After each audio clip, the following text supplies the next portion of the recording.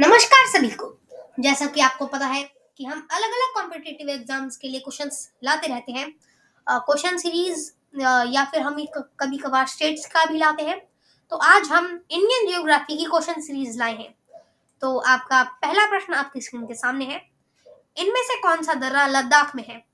Nathula, Baralacha La, Lipu lake या चांगला? आपका समय शुरू होता है। 1, 2, 3, 4, 5। तो इसका सही उत्तर अब हम देखेंगे। नाथुला दर्रा तो बिल्कुल नहीं है, क्योंकि यह है सिक्किम में और हम इसे रेशम दर्रे के नाम से जानते हैं। इसे 1962 में बंद करा दिया गया था, जब चीन और भारत की लड़ाई हुई थी, और 2006 में इसे वापस खोल दिया गया था। और जो बारालाचाला है वो भी नहीं है, क्योंकि ये तो हमारा है हमारे हिमाचल में, और इधर से होता है चेनाब नदी का उद्गम। लिपू लेक दर्रा भी नहीं है, क्योंकि जो लिपू लेक दर्रा है वो तो हमारे उत्तराखंड में है, और यहाँ से इस दर्रे को जाना जाता है मानसरोवर यात्रा के लिए। तो इसका जो सही उत्तर है वो है चांगला।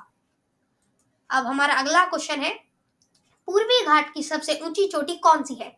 महेंद्रगिरी, डोडा बेटा, अन्नाईमुड़ी या फिर महाबलेश्वर? आपका समय शुरू होता है।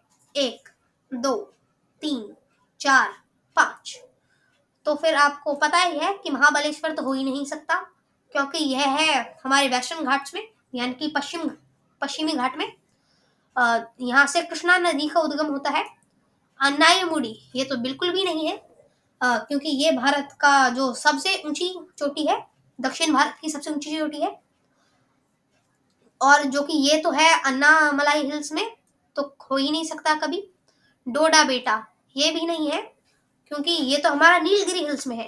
ये दूसरी सबसे ऊंची चोटी है हमारे दक्षिण भारत की। तो इसका जो सही उत्तर है वो है महेंद्रगिरी। ये हमारी उड़ीसा में है।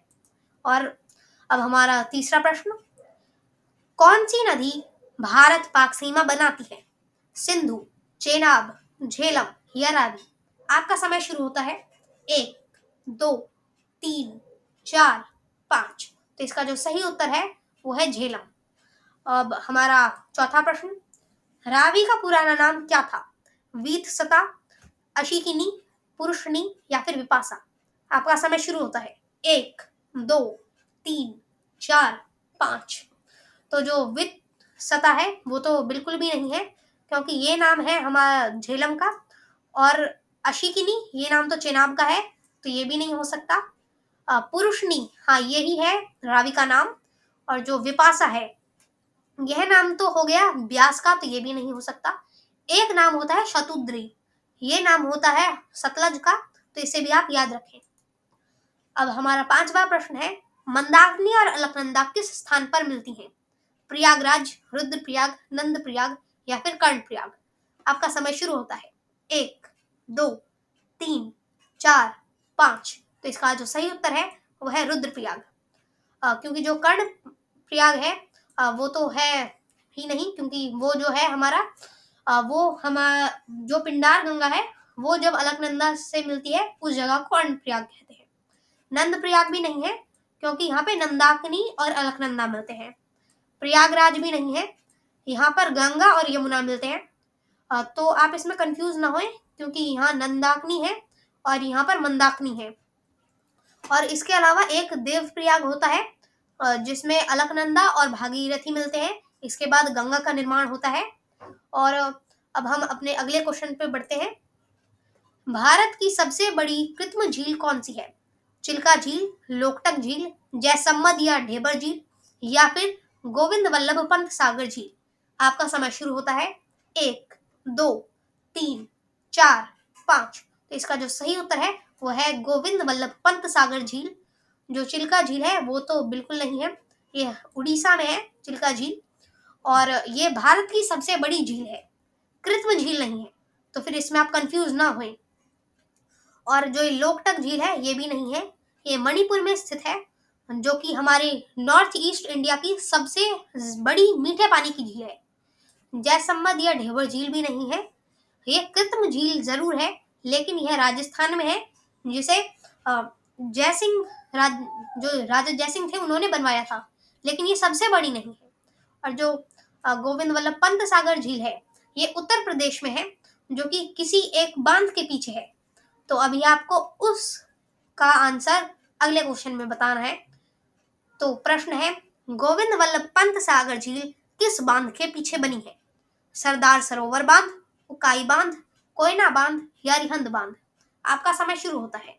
1, 2, 3, 4, 5। तो इसका जो सही उत्तर है वो है रिहंद बांध, जो कि उत्तर प्रदेश में है। रिहंद बांध जो है वो रिहंद नदी पर ही है।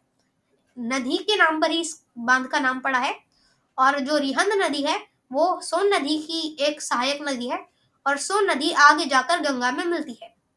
और जो कोयना नदी है वो नहीं है कोयना बांध, क्योंकि यह है कोयना बांध कोयना नदी पर, और जो ये बांध है वो है महाराष्ट्र में। उकाई बांध भी नहीं है, क्योंकि उकाई बांध है तापी नदी पर, और जो कि है गुजरात में। और सरदार सरोवर बांध भी नहीं है, ये नर्मदा नदी पर है, ये भी गुजरात में ही है। तो अब आपका अगला क्वेश्चन, भारत का सीधा गिरने वाला सबसे ऊंचा जलप्रपात कौन सा है? कूचिकल जलप्रपात, गरसोप्पा जलप्रपात, चूलिया जलप्रपात या शिव समुद्रम जलप्रपात? तो अब आपका समय शुरू होता है। 1, 2, 3, 4, 5। तो अब हम इसके आंसर पे बात करते हैं।